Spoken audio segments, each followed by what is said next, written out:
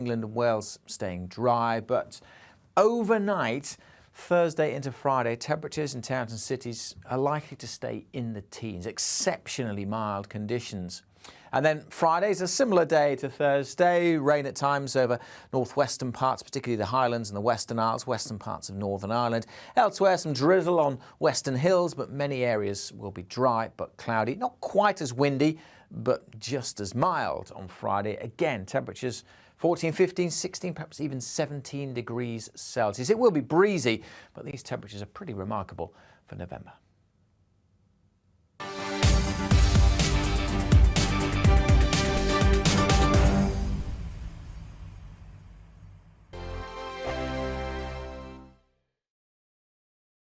Monday to Thursday nights on GB News. At 6, it's Dewbs & Co. 7 o'clock, Farage. At 8, join Mark Stein. And at 9, Dan Wootton Tonight, followed by headliners. On TV, radio and online. This is GB News. Join my show Farage, 7 p.m. till 8 p.m. Monday through Thursday, and there you will get opinion, analysis, debate, and I'll cover stories that nobody else dares to touch. You've been cancelled. Join the club. Oh my goodness, brilliant. And then for the last 15 minutes, talking pints. Over a drink, we have a civilised conversation with someone. We very often disagree, but we do it in a grown-up way. Come and join me on Farage. We are GB News. And we'd like to say thank you to each and every one of you for helping our great nation find its voice. We're absolutely everywhere. Across England, Scotland, Wales and Northern Ireland. On TV, on radio and online. We're proud to be the People's Channel, Britain's news channel. On the Mark Stein Show, we cover the stories a lot of people are scared even to mention. The stuff that really matters with some of the world's biggest thinkers. Now is his opportunity to kind of take the steering wheel of history. Break away from the flock at 8 o'clock on GB News with the Mark Stein Show.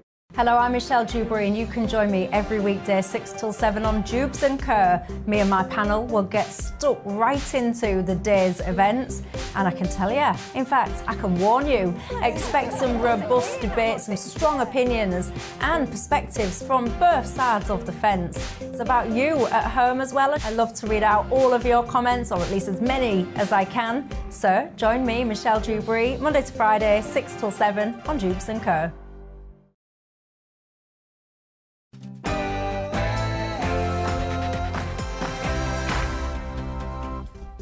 Well, hello there, it's 6 o'clock. I'm talking today. Now, we all know by now, don't we? We've got holes here, there and everywhere, particularly in the budget when it comes to the nation's finances.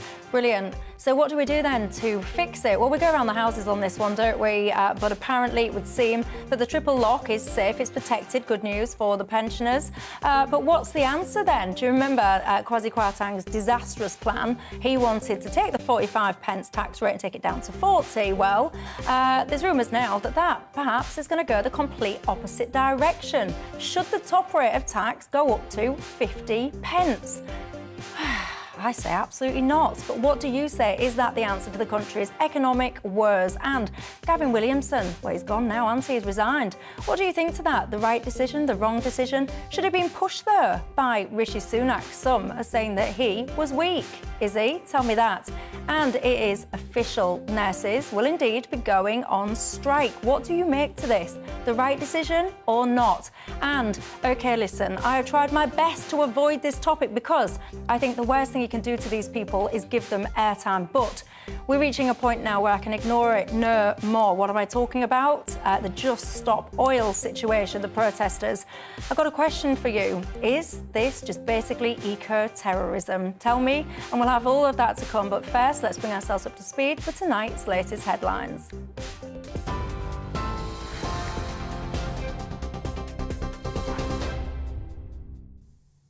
Michelle, thank you, and good evening to you. The top stories on GB News tonight. The Royal College of Nursing has announced the first national strike in its 106-year history. The RCN says it'll affect the majority of NHS employers in the UK as nurses walk out over pay and patient safety concerns. The union's 300,000 members were urged to vote in favour of industrial action. However, emergency care will not be affected. The Health Secretary, Steve Barclay, says the pay demands are out of step with the UK's economic circumstances. The key issue is one of fairness. We've offered £1,400. We've accepted in full the recommendations of the independent pay review body. We gave an increase last year above what most other public sector workers received. And we also need to recognise the economic circumstances in which we currently face. And as you've been hearing, the Prime Minister insists he didn't know about specific concerns over Sir Gavin Williamson when he appointed him to Cabinet. The MP left his post last night saying allegations of bullying were becoming a distraction to the good work of government. He also denies any wrongdoing. Speaking during PMQs, the Labour leader Sir Keir Starmer criticised Sir Gavin and questioned Rishi Sunak's judgment. The truth is simple. He's a pathetic bully. But he would never get away with it if people like the Prime Minister didn't hand him power. So does he regret his decision to make him a government minister? Mr. Speaker, I obviously regret appointing someone who has had to resign in these circumstances. But I think what the British people would like to know is that when situations like this arise, that they will be dealt with properly. And that's why it is absolutely right that he resigned. Meanwhile, the Home Secretary is urging police chiefs to focus on what she's calling common sense policing and not politically correct distractions. Speaking at a conference in Westminster, Suella Braverman said the public expects the police to be tackling crime and not debating topics like gender on Twitter. She also urged the force to reconsider police action that could be seen as woke behaviour. I've asked my officials to revisit the issue of non-crime hate incidents as a first step, as I want to be sure that we are allowing you to prioritise your time and your energy to deal with the threats to people and their property. The head of NATO has praised the UK's ongoing support for Ukraine. Jens Stoltenberg made the comments after meeting with the Prime Minister in Downing Street. It comes as Russia ordered its troops to withdraw from the city of Kherson in the face of Ukrainian attacks. Mr. Stoltenberg says help provided by the UK has played an essential role in the country's fight back against Putin. Victories, the gains the Ukrainian armed forces are making belongs to the brave, courageous Ukrainian soldiers. But of course the support they receive from the United Kingdom, from NATO allies and partners is also essential. So the support we deliver, including the training I saw this morning here in the United Kingdom, is essential. It will continue. A 23-year-old man has been arrested after throwing eggs at King Charles and Camilla, Queen Consort, in York. The incident happened as they arrived at York Minster to unveil a statue of the late Queen. It's understood a protester threw 3 eggs at them, all of which missed the royal couple. Several police officers at Micklegate Bar were seen restraining a suspect on the ground immediately after the incident. And 2 people have been arrested and a police officer has been injured after responding to a climate protest on the M25 this morning. Essex Police said there was a collision between a motorbike and 2 lorries in a rolling roadblock put in place because an activist had been on the motorway. This is the 3rd day of action on the UK's busiest motorway, with Just Stop Oil saying its supporters climbed onto overhead gantries in multiple locations on the M25 this morning. The Education Secretary Gillian Keegan told GB News protesters are causing mass disruption. We have COP27 going on. If you are serious and want to be constructive about climate change, about making those changes, then if you are serious about that, you should be going to COP27. You should be constructively engaging with that dialogue, not sticking yourself to parts of the M25. That's it. You're up to date on TV, online and DAB+ radio. You're with GB News. Time now for Dewbs & Co.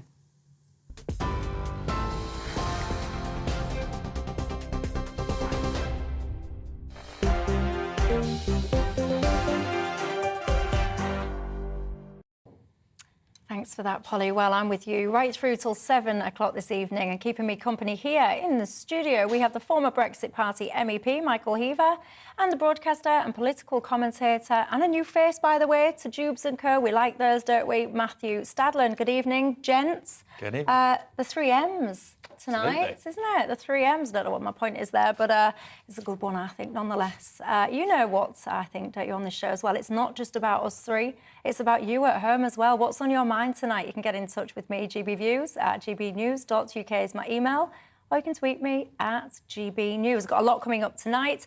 I want to talk to you about tax. How do we get ourselves out of the economic mess? I would say we don't find ourselves in here. We've proactively made decisions to lead ourselves into this situation. Brilliant. So what is the answer? Apparently, it's been floated around now, potentially a 50p. Tax rate for higher earners is the way forward. Is it? You tell me. And also, I want to talk to you about nurses. It's official now, isn't it? They are indeed going to go on strike. Is that the right answer, though? What's your thoughts on that? And the Just Stop Oil situation. I do my best, everyone, to ignore them, quite frankly, because that's what I think the best thing to do. That's what they want, the oxygen of publicity. But you know what? When you've got a situation where you've got lorries crashing into each other, policemen being hurt while on duty, you've got to have a serious conversation. So I want to ask you tonight, do you think these guys basically are eco-terrorists? I do. But do you agree or not? We'll have all that to come. But first and foremost then, should we get into the situation when it comes to the economic black hole? There's been lots of conversations, hasn't there, about what is going to be in the autumn budget, which is about imminently the 17th. It is coming up. Do you remember we had Kwasi Kwarteng's situation? He wanted to take the 45p top rate of tax, turn it into 40. He did a complete U-turn on that. Well, now apparently we're going to go U-turn in the opposite direction, perhaps now raising that 45p rate to 50p. I think that's appalling, quite frankly. But what do you think, Matthew? Well, Michelle, it's very good to be on your show. We're in a pickle, aren't we? Because we've got a £60 billion black hole. We've just been through the national trauma of a pandemic. People have lost their livelihoods, lost their businesses. We've got a cost of living crisis, which is also partly due to the evil of Vladimir Putin. So somehow we've got to drag ourselves out of that. We've learned in quick time that Liz Truss's approach didn't work. That was absolute catastrophe and made things much worse. The question is, does Rishi Sunak have the answers? Now, I would describe my politics, so everyone knows, slightly left-leaning. Didn't vote for the Labour Party under Jeremy Corbyn, but I think this Labour Party should be in power. However, I have to accept that last week there was a poll out which basically suggested that at least on the economy, Rishi Sunak was steadying the ship. And it said that more people now think that Rishi Sunak's Conservatives would be better placed to manage the economy than Keir Starmer's Labour Party. It's just one area, but it's obviously an important area. So that's the sort of context. How do we fill this £60 billion black hole? We can't just borrow. We can't keep borrowing because the hole potentially just gets bigger and bigger. Who do we want to pay for it? Do we want people who are hard-working on 20 grand a year, 25 grand a year? Do we want people who are on benefits, many of whom are legitimately on benefits, the vast majority of whom are, some of whom are working? Or do we want people who earn much more money than those people to foot a bit more of the bill? Instinctively, that's where I would go. And we have to remember, we have, under New Labour, had a 50p top rate of tax. So it's not Which I didn't agree with them, by the way. It's not that extraordinary. Question is, do we have people who are working behind the scenes in GB News, perhaps making the show go on? Do we have them footing the bill, or do we have people who can afford it a little bit more, paying that little bit extra? So to be clear, though, I think it's something like the top 1% of earners already pay something like 28% of all income tax receipts. That includes so how much more do you want? That includes multi-billionaires, doesn't it? Surely we want massively rich individuals to be footing more of the bill than we want people on 25 grand a year or 30 grand a year. People are... The reason I say we're in a pickle is because people, your viewers are really struggling at the moment to make ends meet. We know that. They're choosing between... Luckily, it's mild at the moment, but they're choosing between heating their homes and keeping their family warm and putting decent food on the table. But how much do you think is... Because I believe in a fair society. So I absolutely believe that if you've got more, then absolutely you should pay more. That's only fair. I don't dispute that fact. But where do you think is the tipping point? Because you already have, some would argue, essentially a 60% top rate of tax in this country, because as soon as you start going over, I think it's about 125 grand, you get zero personal allowance at all. So yes, on paper, the higher tax rate is 45p, but really, when you calculate it all, it ends up about 60%. What point do you think you're getting to the stage where actually this is quite unfair now, because your higher earners that you quote, they're less likely to use things like the NHS, they've got private healthcare, they're less likely to use state schools, they've more likely got their kids in private schools, so they don't hardly rely on the state resources. Well, you've mentioned two really important things there. You've mentioned the NHS, and we'll come to that later with the nurses strike. You've mentioned education. All of us sitting on this panel today, I think, and pretty much everyone at home watching as well, want a strong NHS. They want good education system. We have to find out a way to pay for that. You use the word fair. When I want a fair society as well, but I would attach the word fairness more to people who are struggling to heat their homes and feed their families when they're on 25 grand a week, working 5 days flat out on building sites, in hospitals, etc., then I would worry about the word fairness being attached to people who are on 150 grand, 200 grand, 300 grand. Michael? Well, the problem, of course, for the Conservatives, a lot of voters right now are going to be very confused as to what they stand for, because you've just had a Conservative leader elected by Conservative members, let's not forget, who put forward a tax-cutting budget. Actually, some of the stuff in there was quite popular. There was some stuff in there that was obviously less popular. But you've gone a complete 180 here, the complete U-turn in terms of Rishi Sunak and I were talking about jacking up taxes. And the problem you've got for the Conservatives is generally people that want high taxes, a huge state, are going to vote Labour anyway, aren't they? So you're never gonna win those voters over, I wouldn't have thought, if you start getting into a bidding war with the socialists. I don't think that's going to go very well for the Conservatives. In terms of the £60 billion black hole, surely the obvious solution to this, part of a solution, is to scrap HS2. It's going to cost tens of billions of pounds.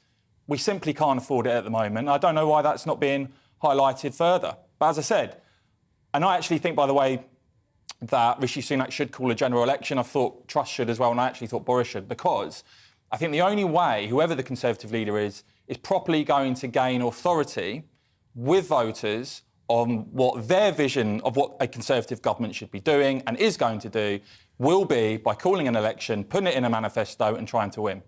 And I imagine that you are going to be in absolute support of the notion of a general election. Yeah, I mean, the problem with the general election from the Conservatives' point of view, as Michael has just said, I mean, the answer is in his statement, which is that no one knows what the Conservatives stand for anymore, because one minute you have Liz Truss, who wants to slash taxes, and the next minute you have Rishi Sunak, who wants to throw them up. I personally think we should have a general election, because although we live in a parliamentary democracy and we do not vote for prime ministers, it is certainly true that in 2019, a lot of people who voted Tory because Boris Johnson was Prime Minister, and very recently we have had 3 Prime Ministers in under 2 months. That, to me, smacks of chaos. I don't think the Conservatives have the democratic mandate at the moment. There's no constitutional requirement, but I think the right thing to do would be to call an election. But let's be honest, because if Labour was in power now and this situation had unfolded under the Labour Party, they wouldn't be sitting there listening to the likes of him or whoever saying call a general election. They would be sitting there repeating the point that you've just said, which is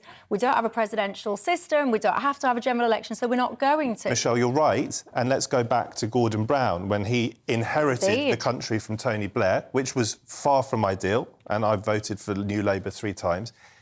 Gordon Brown, he got scared. He should have called an election in the autumn of 2007, if you remember. And the reason he didn't was because George Osborne pulled a rabbit out of the hat on inheritance tax, which, interestingly, may go up. Inheritance tax is a really divisive issue, and it can be politically toxic. Gordon Brown chickened out of the election, and I don't think the electorate ever fully trusted him again. And as a consequence, perhaps of that and other things, he lost quite heavily in 2010. The problem the Tories are in is that, in my view, they're damned if they do, they're damned if they don't. For the reasons I've just said, if they call an election now, I suspect they'll be wiped out. If they don't call an election, people won't forgive them.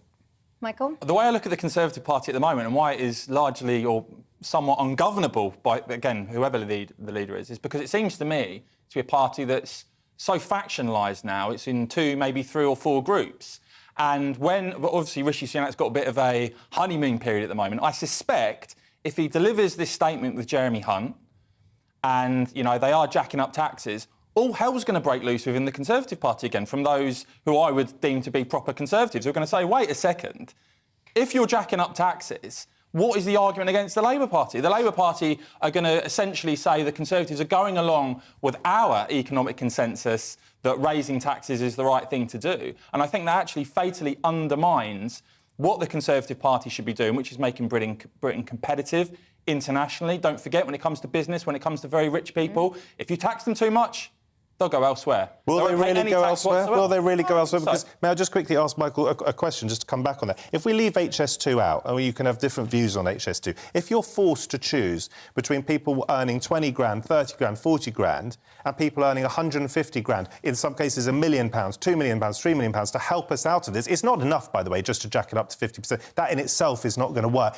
Who do you choose? Do you side with the people on 20, 30 grand, or the people on 150 grand, 300 grand, 400 grand? Of course, there is another way to look at this. Rather than just raising taxes all the time, we could actually cut government spending. I know that that's not something that's talked about much anymore. It's not just a matter of raising taxes. Maybe the government should spend less money. Well, so our hospitals go down foreign the aid drain. budget. Foreign aid budget's about 10 billion a year. Schools. Foreign aid budget's about 10 billion a year. Do you think that's right? I think that the foreign aid budget, and there's very serious questions to be asked, legitimately so, about whether the targets of the foreign aid budget are right, and there's the temptation when you have a fixed amount that you have to spend on foreign aid is that you don't get it right. But the important points about foreign aid is helps boost our exports, helps therefore boost jobs, and also it buys us influence, soft power around the world, so that we can influence other governments and we can become nationally more secure. Well, do you know what I'm sick and tired of, quite frankly? Because I am, on a principle level, I am very against tax rates of 50%. If I had my way, I would even take the 45% down to 40%, albeit I accept that now is perhaps not the right time. I am very against this whole kind of profligacy, is that the right word, of anywhere that there seems to be a problem, anywhere in the world, we seem to be able to shake this little magic money tree and find billions of pounds for all these different causes, for all these different countries, for all these different crises, whether it's the climate situation, whether it's the Ukraine situation. And I found very interesting today a report that came out from a cross-party commission, which basically said in the last year alone, so 20 to 21, £8.5 billion has been lost to benefit fraud in this country. There was a very damning report that basically said that the government is not doing it anywhere near enough, quite frankly, to try and recoup this, to stop this and to prevent it going forward. So for me, this whole kind of notion of, oh yeah, tax the rich, tax the rich, tax the rich, yay. No, actually, why don't you prioritise this country, point one? Why don't you be more effective in your spending and pack it in, wasting money absolutely everywhere and letting people defraud the system left, right and centre? And that's what I would like to see. I think it's primary school economics to just tout out these notions of taxing the rich. Don't wash with me. Well, what you're saying is that government needs to be more efficient. And again, I don't think anyone on this panel or anyone watching GB News this evening will disagree with you. Of course it should be. Who was Chancellor when there was huge waste? Rishi Sunak was Chancellor. He's now our Prime Minister. So you won't find any beef with me on that. We do need to be more efficient. We need to be more efficient across the board. But in reality, Michelle, do you think we could achieve that? Do you think that would reassure the markets? Do you think that in the short term that is going to fill the £60 billion black hole? I don't think so. This black hole, you know, the point I was making earlier, if you essentially scrapped HS2 and scrapped much of the foreign aid budget, you wouldn't have to have the tax rises. So it's a political choice that's being made. Instead of cutting spending, the Conservative government seem to be intent on raising taxes. It is a choice. There are reasonable cuts to government spending that can be made. Now, Rishi Sunak and Jeremy Hunt can choose not to do that. They can choose to go ahead of HS2, not to cut the foreign aid budget and raise taxes on people. But that is a political choice. They don't have to do that. But all of this is political choices, and this is one of the things that frustrates me, because no one seems to want to accept responsibility for this. But all of this situation about things like your lockdowns, you're printing money, you're paying people to go out for your lunch or your dinner or whatever it was, so much of this is political choice. And I am furious with pretty much everyone, quite frankly, because you mentioned the Labour Party. The Labour Party, Matthew, would have had us locked down for much longer, given the opportunity to do so. And that, for me, is one of the primary contributing factors of the mess that we are currently in. And no one wants to be honest about that and own up to it. Yeah, I want to talk to you about lockdowns in 1 second, just to come back to your point about spaffing money up the wall, the sort of Boris Johnson idea of losing money. When it comes to international aid, I don't know whether you guys voted Brexit or not. I imagine you did, given your previous political leaders. I voted Remain. Quite a lot of my heart felt Brexity because I thought democracy was too remote. And I like the idea of us having more direct control over our futures. But I voted Remain because I thought it would make us poorer and people would suffer, and that's what's happened. But I think it's really important to say, Michelle... No, Michelle, I'm not having that. OK. Make your last point, and I'm going to come back to you. Go on. Really important. Brexit has made us much, much more insular as a country, despite this whole idea of sort of great, expansive Britain trading all over the world. It has. And if we cut international aid further than we already have, we are going to become incredibly inward-looking and lose our influence in the world. As far as you say about lockdowns, Michelle, it's an important point. Look, there was no perfect solution to what we've all been through. I had serious mental health issues at times during the pandemic, to such an extent that I went on medication because I was so anxious. I was so anxious about infecting other people. I got really scared about it, not about getting ill. I've had it once, at least, and was very mildly ill. I was scared of infecting other people. We've all been affected in different ways. As I said earlier, some people lost their businesses. No one enjoyed lockdowns. I spent my life on stage. I was an LBC presenter. I spent my life hosting dinner parties, seeing friends, going to live sporting events, playing football, playing rugby, all that sort of stuff. I hated lockdowns. Do we need to learn from what we've just been through? Should there be a proper inquiry into how this country specifically, and compared to other countries, handled the pandemic? Absolutely there should be, because there will be another disease further down the line. We need to be better prepared so that if we can avoid lockdowns next time, we do. Well, not if we can avoid lockdowns. I think we absolutely should. Never, ever have a national lockdown again if there's Ebola? Anything. If there's Ebola? Well, it depends on what the risk to the absolute general population these illnesses are. You know, I mean, so you might tolerate it under certain circumstances. I mean, we don't want to get Ebola, do we? At the end of the day, you cannot close down your country, your economy, people's lives on one thing with no regard to the unintended consequences. It's lunacy. But I can't get distracted and not come back to you about Brexit. I have to go to break. I am being told off, but I can't let you just say that and not come back at you. It's slashed our GDP by 4%, Michelle. At the end of the day, Brexit has never had an opportunity, because since you've had that vote, you've had this humongous pandemic which has closed down the world. You've had this now war in Europe which has led again to a global, not recession, that's a bit extreme, but global inflation. There has never been an opportunity for Brexit Britain, if you want to call it that, to find its feet, move forward and prosper. Can I just come in quickly? Matthew's taking a deep breath. He wants to come back at me, but Michael, you come back at me instead. Just talking about lockdown, obviously the damage that's had on our economy and the world economy. I also just want to ask this question. Why is it that there isn't more of a clamour to establish definitively how COVID started? Was it a lab? Was it a market? Was it accidental? How did it all start? Because that still definitively hasn't been... the government haven't come out and said this is exactly what we think has happened. Recently, the US Senate, I believe, are actually looking at they believe the lab story is probably the most likely origin of it. And ultimately, if you don't fully establish how this damn thing started, how can you ensure it doesn't happen again?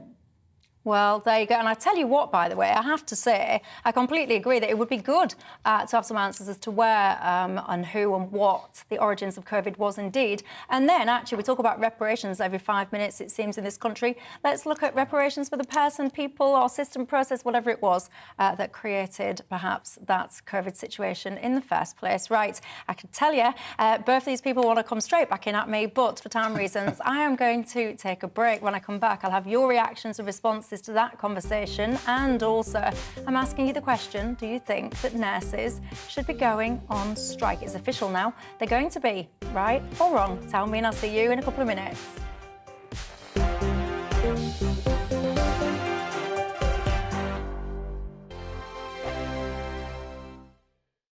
We are GB News, and we'd like to say thank you to each and every one of you for bringing us your conversations, for helping our great nation find its voice. We are here for you on radio, television, and online, across England, Scotland, Wales, and Northern Ireland. It's not the BBC, you actually get your facts right. We are proud to be GB News, the People's Channel, Britain's news channel. I'm Dan Wootton. Join me Monday to Thursday from 9 to 11 for the feistiest and most fun news debate on TV, where free speech reigns. I'll bring you a sharp take on the day's biggest stories, bombshell newsmaker interviews, and A-list guests. And I guarantee you, no spin, no bias, no censorship, and no reason to go to bed. That's Dan Wootton Tonight, Monday to Thursdays from 9 on GB News.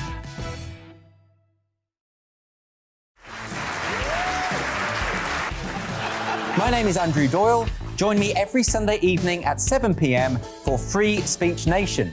This is a show where we address current affairs and news stories of the week with the help of two wonderful comedian panellists. I brought in comics because I want to give it a lighter edge, and also they work for less. See you there.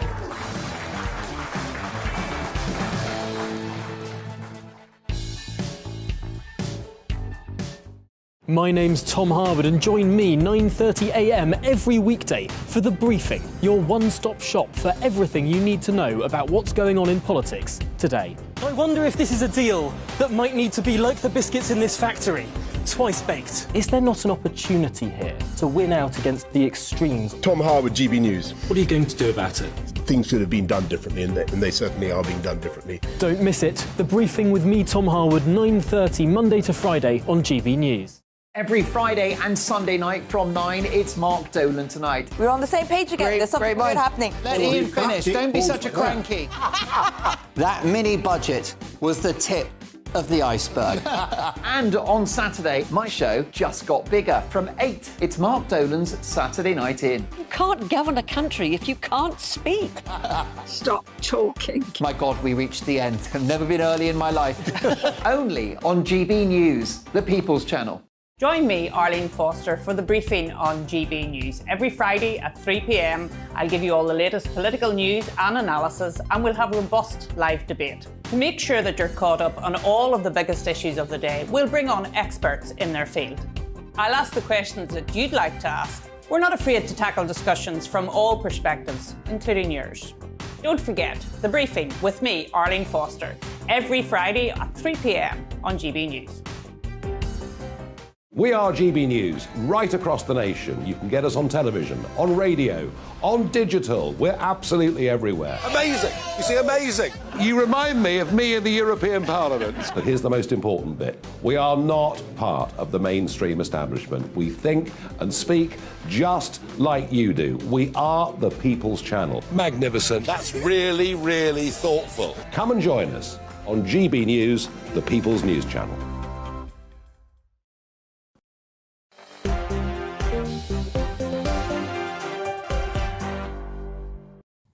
Hello there, welcome back to Dewbs & Co with me, Michelle Dewberry, keeping you company right through till 7 o'clock. And here in the studio with me, we've got my panel, Michael Heaver and Matthew Stadlen. Welcome back, everybody. We've just been talking about how on earth we fix the economy in this country. Tax rates should go down, says Annie, to 40 pence. We need the rich to have the cash to create more jobs, says Annie. I've got to say, I agree with you. My question to you, though, Annie, would be, do you think the timing is now, though, really to take us back to a 40% situation? Mick says, what do you mean, high earners? Well, that is the interesting point, isn't it? That does divide opinion as to what is rich, what is wealthy. Richard is talking about fracking. You're saying that one of the answers in this situation would be for us to frack more, to become more energy independent. Then we perhaps wouldn't have to spend so much money subsidising energy prices, I think is your point there. Anne says, Gordon Brown introduced the 50% tax on leaving office so that it was a time bomb for the Conservatives. Keep your thoughts coming in on that. Now, it is official, isn't it? The Royal College of Nursing has voted to strike for the first time nationally in more than a century. What do you think to this, basically? I was going to talk waffling on and on, but I'm just going to get to the point. Do you think that nurses should be going on strike or not? Michael, where do you stand?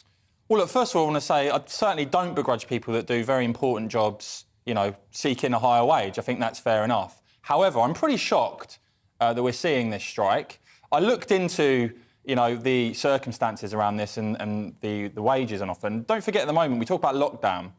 The legacy of lockdown, I think there's about 7 million people at the moment on waiting lists for various treatments. So this is, in a way, to me, is sort of kicking the NHS when it's already down substantially. Now, as you say, the government are saying this equates to, this demand is a 17% rise. It would cost 9 billion quid. Newly qualified nurse apparently starts off around 27k, more in London. And I think the average nurse's pay, NHS nurse's pay is 34,000, and a senior nurse consultant can earn up to 55,000. So people will have, different views on those amounts of money if they think it's reasonable for nurses to be going on strike.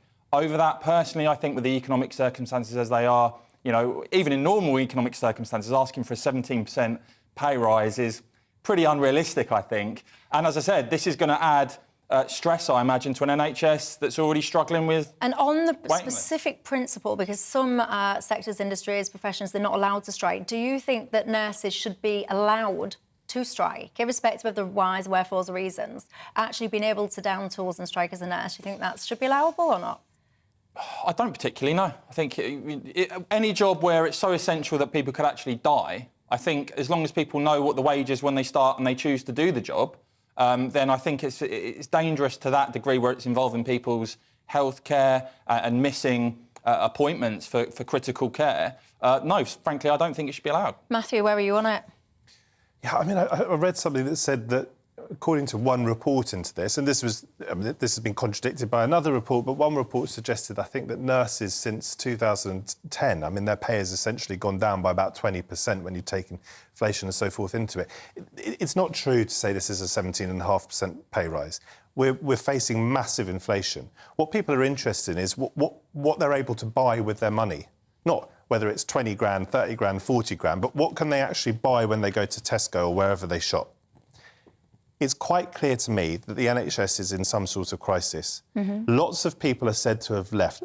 Huge numbers of people are said to have left. Yes, partly because of Brexit, partly because of pay, partly because of conditions. This is one of the things that I do for a living. I talk for a living. I've hosted shows, I interview people, I go on stage, I talk to you, I have a view on things, I write books. I probably get paid quite significantly more than nurses get paid. And that can't be right. These are people who are keeping us alive. Yet we have huge respect in this country for doctors, and rightly so. We certainly don't want to go back to the days where Jeremy Hunt was taking on the junior doctors. But nurses are doing an absolutely essential role. Just as you were saying, Michael, I don't think there's a person in this country who doesn't have respect for what nurses do. And I can just tell you that given that this is the first strike in over 100 years, if it goes ahead, over 100 years, what does that tell us? What we should be talking about, I think, is how desperate they must feel in order to put patient safety at risk. And although emergency care will continue, patient safety will be at risk. There will be knock-on effects of this, and I suspect people will die. And that means this is extreme. Let's listen to them, hear them, and go to the negotiating table. Just to be clear as well, by the way, because I know people are writing about this, RCM members did go on strike previously in Northern Ireland, but this is like the first time... Nationwide. Nationwide one, just so we know. Go on. So as I said, the average NHS nurse wage from my research is 34,000. Now, there are a number of very important sectors where the average wage is significantly less than that. One thinks of the care sector, people who work in care homes. What happens if they all decide they're going to go on strike? How many people are going to die? At the end of the day, you've got to put this into perspective. Of course, it's, people are allowed to want to earn more money. But when you go into this sort of sector, you know what the pay scales are. Michael, and I actually think there are sectors that are far worse paid than this one. It's an absolutely valid point, in my view, that you raise, that this isn't just about nurses, this is about people, hospital attendants, this is about porters, this is about all the sorts of people that we came so much to respect, particularly during the pandemic on the front line, when they're helping keep this country running. So it's a very important point there. As I said at the very start of this programme, there aren't easy choices. We are in a serious pickle. None of us want to see people who are keeping us alive, keeping our parents alive. In the case of midwives delivering our babies, I had a baby 6 weeks ago, none of us want to see these people, thank you, none of us want to see these people struggle in the way that they clearly are, because if they weren't struggling, these are people who go into their jobs to make the world a better place. They would not be threatening strikes if it were not for the fact that they are in a desperate state and our NHS is being brought to its knees. I asked you guys at home, by the way, I've been running a Twitter poll about whether or not you support the nurses going on strike. Get this, 76% of you said no, you don't. Only a quarter of you guys that responded to that Twitter poll said yes, you do. See, because where I sit, my mum and my sister are both NHS nurses, right? And I actually spoke to my sister, I don't think she'll mind me mentioning this, and asking, what's your situation and all the rest of it. And her view was she was reluctantly going to go on strike, not because of the money necessarily, but to try and send a message to the government that actually the NHS, it's broken. It's absolutely broken. And I completely agree that it is. But maybe then the message to the government needs to be not necessarily just about the pay, but what is the NHS? What is it for? I think someone needs to have the confidence, I almost used the word I shouldn't at tea time. Someone needs to have the confidence to pick up this massive beast of the NHS and do a proper evaluation on, is it fit for purpose? Well, if you remember, one of Rishi Sunak sort of gone under the radar, but he's actually U-turned on a couple of things already, because one of his proposals during the Conservative leadership campaign was to fine patients £10 if they missed a GP appointment, idea. And that is, I don't think that's going to happen. Brilliant. What I would say as well, in terms of the restructuring, it always strikes me as quite incredible, and actually, non-partisan, this applies to Labour and Conservative governments. One of the problems we have in this country is too much short-term thinking. Governments plan until the next election. They do. They don't plan over 10 or 20 years. And so we have this perpetual cycle, it seems, where we have not enough NHS staff, be it doctors or nurses, trained in this country, and you continually see then sort of a mad panic to try and bring in foreign workers, because we haven't had the foresight to think, OK, well, with the population increase we're likely to see or whatever, in 10 years' time, how many doctors, how many nurses, right, let's start training them now. But, Michael, do you understand that the problem with that point, given what you said earlier, and that is that why are people going to want to train to be a nurse if the nurses of this country are sending a message that Michelle just quite rightly said they were sending, which is the NHS is almost broken? It's on its knees. Why are they going to? It's on its knees. Why are they going to want to become nurses unless we pay them decently? Well, OK, so £27,000 starting wage more in London and £34,000 average. OK, it's not a huge amount of money. It's certainly a lot more than a lot of other people earn, for instance, in care. You can't say this is like they're being paid absolutely nothing. People want to be paid more. OK, that's fair and reasonable. I don't think those wages justify going on a strike and put people's lives in danger. What you say, by the way, about social care is really important, and I agree with you. Well, they're paid like 18, 20k, I think. And there is a massive crisis in social care in this country that Boris Johnson said he would fix and hasn't fixed, even though he broke, I think, an election pledge by raising national insurance.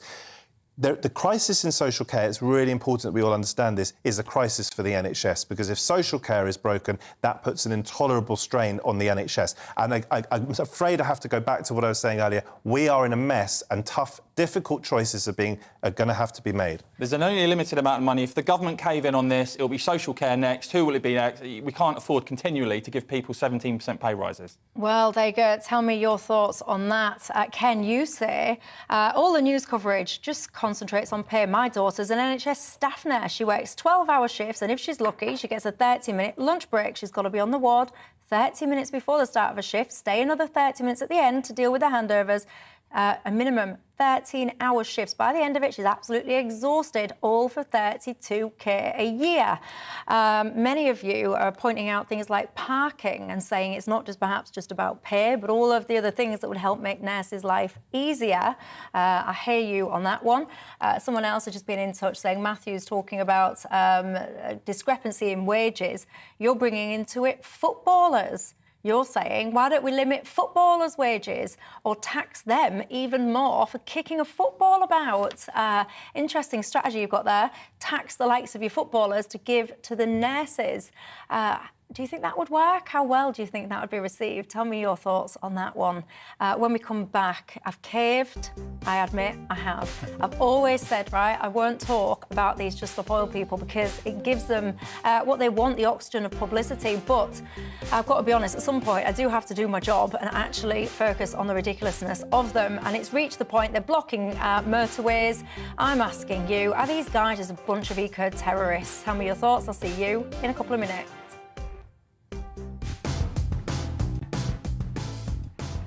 Coming up on Dan Wootton tonight, how can hypocrite Harry stay quiet as Netflix screens lurid details of Diana's pain in The Crown? Daily Telegraph columnist Celia Walden weighs in. As the midterm votes are counted, will Trump be the next US president? I grill his ex-advisors. Plus, we explore the real world with tough-talking MP Lee Anderson, and there's opinion galore from my superstar panel, Dawn Neeson, Adam Brooks and Ashley James. That's Dan Wootton tonight, Monday to Thursday from 9 p.m. till 11 p.m. on GB News.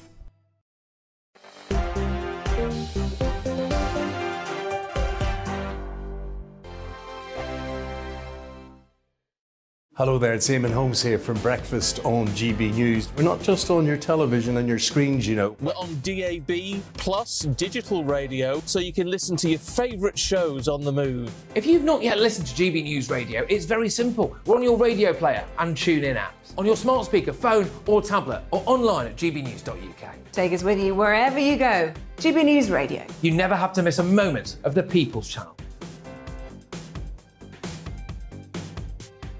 Hello, I'm Simon Evans. Join me on GB News for Headliners at 11 p.m, where I'll be joined by two of the country's top comedians as we take a look at tomorrow's newspapers tonight. If it's a big story, we'll be covering it, I guarantee, but we'll also have some fun along the way. That's GB News Headliners at 11 p.m. We won't put you to sleep, unlike some of the other paper review shows out there. So join us, 11 p.m, 7 nights a week. I'm Mark White. As GB News Home and Security Editor, I cover those key issues that are so important to you. Our authorities, our communities doing all they can to combat violent crime. With the public services under unbearable strain, why are we still failing to control our borders? Defence, the first priority of any government, has been continually hollowed out. Can we trust our politicians to protect the armed forces? Join me, Mark White, on GB News. Monday to Thursday on GB News, it's Bev Turner Today from 10 a.m. There's never been a more interesting but also critical time in British politics, and I can't wait to bring you the biggest stories of the day with the best factual accuracy and also a few of my own opinions thrown in. We'll engage in passionate but always polite debate with your thoughts and opinions at the centre of it all. Monday to Thursday, 10 till 12 on TV, on radio and online. Every morning from 6 o'clock, we'll wake you up with GB News Breakfast with all the stories you didn't know from the night before. So whether it's serious news, entertainment, or your own views from all over our great nation, we're here to kick off your day with a smile. The national media should be reflecting and reporting what's happening here. You will notice the northwestern accents. Whether you're with us on TV, radio, or online, every morning, it's breakfast from 6 a.m. Hope you can join us.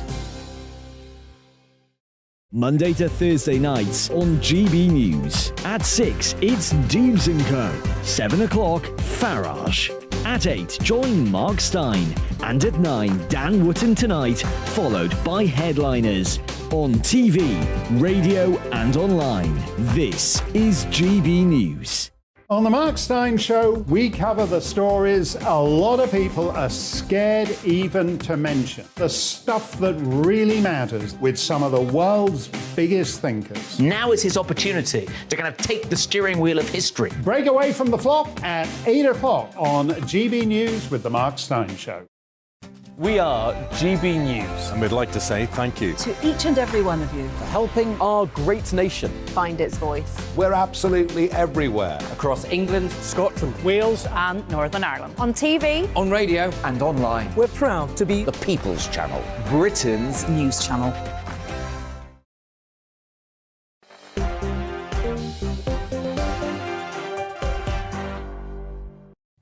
Hello there, welcome back to Dewbs & Co with me, Michelle Dewberry, keeping you company right through till 7 o'clock this evening. And here with me, we've got the former Brexit Party MEP, Michael Heaver, and the broadcaster and political commentator, Matthew Stadlen.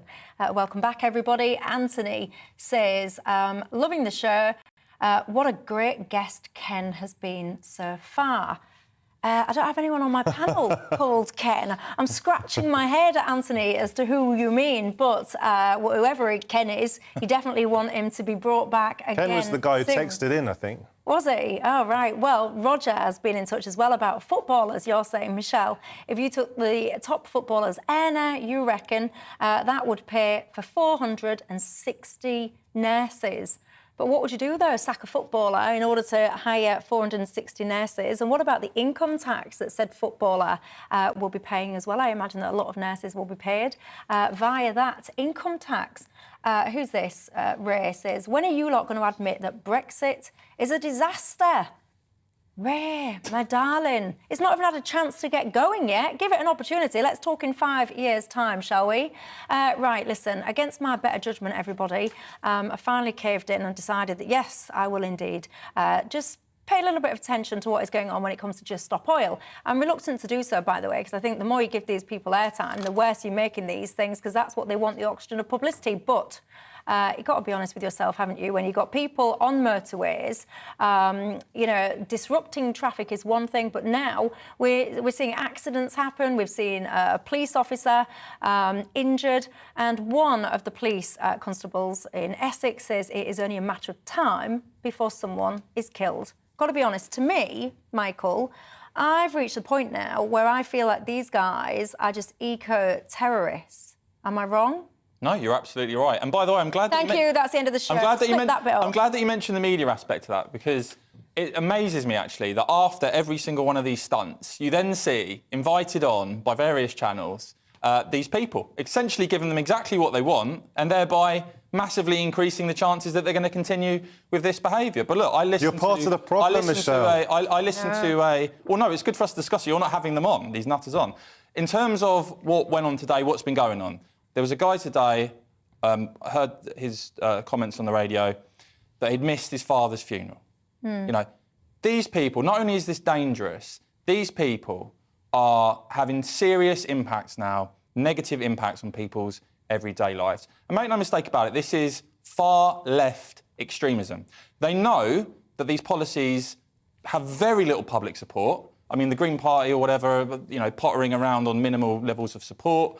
They know they can't win these arguments through the ballot box, through democracy. The Green Party, by the way, yesterday, the co-leader or whatever they call themselves, described GB News, get this, as a something like an extreme far-right propagandist channel when one of our presenters dare question some of their statements. But anyway, just hold that thought. I want your thoughts specifically on the concept of, are these people eco-terrorists? I say yes. Michael says yes. What do you think? Yeah, I don't think they're eco-terrorists.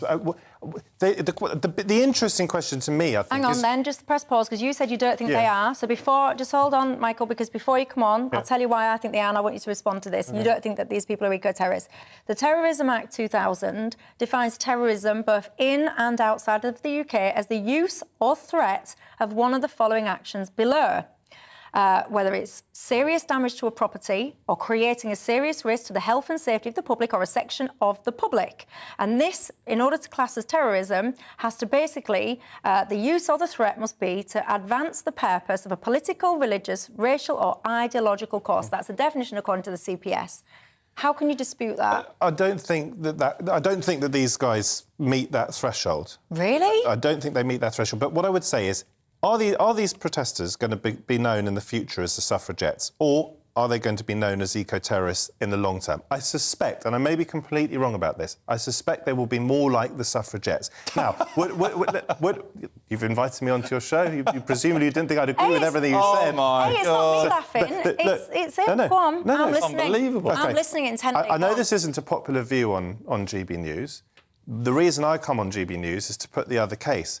We are in a climate crisis. We are facing a climate catastrophe. A lot of presenters and guests on GB News do not like the migration crisis. They don't like the idea of people coming to this country to seek a better life in dangerous conditions over the Channel. Let me be absolutely clear. If the predictions of the implications of this climate crisis come true, and I suspect they will, and I'm someone who believes mainstream science, we are going to have a far bigger migration crisis. Far many more people are going to die. We may go to war because of this, because there will be fewer parts of this world where we can live. Bangladesh could go underwater. Imagine how many people are going to come over from the subcontinent to this country if the climate crisis happens. Would I go onto the M25? No, I'm far too squeamish for that. Do I have a degree of respect for these people? Because after all, they're giving up, in many cases, comfortable lifestyles because they believe in this so strongly. And the consequence of that is that they may go to prison. But that's brave. You said earlier on in this programme, you were saying you were so terrified by this concept of COVID and passing COVID on that you gave yourself or you experienced mental health issues. When I look at some of these people and they're dangling themselves off this, that and the other, I actually feel quite sorry for them, because I think that not you, but these people, they have terrified themselves to within an inch of their own lives, that they think that what they are doing is justified. They've been radicalised. They've been radicalised. I think they have. And I just want to make this point as well, that the Conservative government we've got, I'm afraid, do have some responsibility for this, because the fact that this has been going on now for what, month after month after month, shows that our criminal justice system isn't even enough of a deterrent to sort of these middle-class green lunatics. If it's not a deterrent to them, what sort of deterrent is it to hardened, dangerous, violent criminals? From what I've seen, that on some of these blocks on roads, etc., you've seen people there multiple times. So what the hell's going on here? The reality should be, and the message should be, if you do this disruption, you're facing jail time, you're going away for a couple of years. Unfortunately, we've got a criminal justice system in this country now where even when it comes to knife crime, for goodness sake, people are getting suspended sentences and avoiding getting banged up. That's the problem here.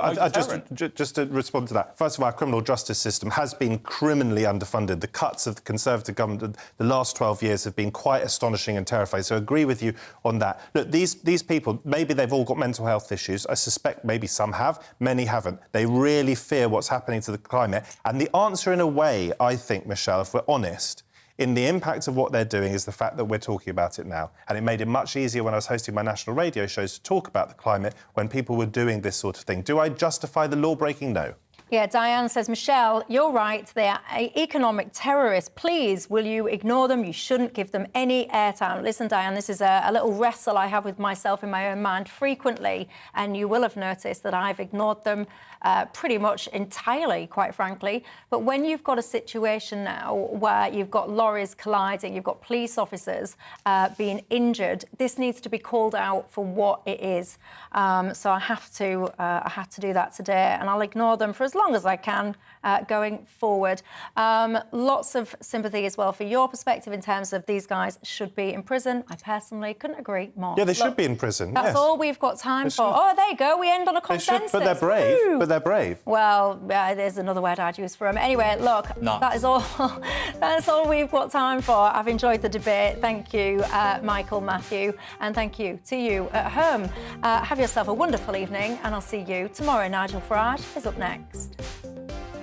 Evening. It's turning a little chilly right now across some areas, but temperatures will actually rise through the night. Tomorrow is going to be a very mild day, also pretty blustery. The mild conditions courtesy of these two weather fronts, or rather the air tucked in between them. Tropical air is spreading in from the west. Before they arrive, as I said, across parts of the east with clearer skies, it's turning a little chilly this evening, but temperatures rising through the night as that mild but increasingly cloudy weather pushes in. A wet evening for Scotland. The rain easing off here, though, as we go through the early hours. Bit of drizzle over hills elsewhere, but many places just dry and cloudy. 8 or 9 early on through the evening across the east, but by morning most places at double figures, and in parts of the west will start Thursday in the teens. We will start with a lot of cloud, and that won't really change much through the day. Rain at times across western parts of Wales, northwest England, mostly over the hills. Quite a wet day, though, across the Highlands and the Western Isles. Lewis and Skye in particular seeing a lot of heavy rain. Elsewhere, mostly just dry but drab. But gusty winds and very mild, 15, 16, perhaps even 17 Celsius. It will be blustery, however, particularly over northern England and Scotland and Northern Ireland. The winds staying pretty strong through Thursday evening as well. The rain pushing back a little further south into Northern Ireland, perhaps into southern Scotland as we head into Friday. But again, for most of England and Wales, it'll be dry on Thursday night. And boy, look at these temperatures for Thursday night into Friday morning. These temperatures are higher than the average maxima at this time of year. So a very mild start to Friday. Similar kind of day with rain in the northwest, heavy persistent rain. Quite gusty as well, although the winds will ease a touch during Friday compared to Thursday. Some rain at times for Northern Ireland. For England and Wales, well, a little bit of rain and drizzle, mostly over hills in the west. Some brightness in the east. But look at these temperatures, 15, 16, 17 degrees, exceptionally mild, particularly in Scotland.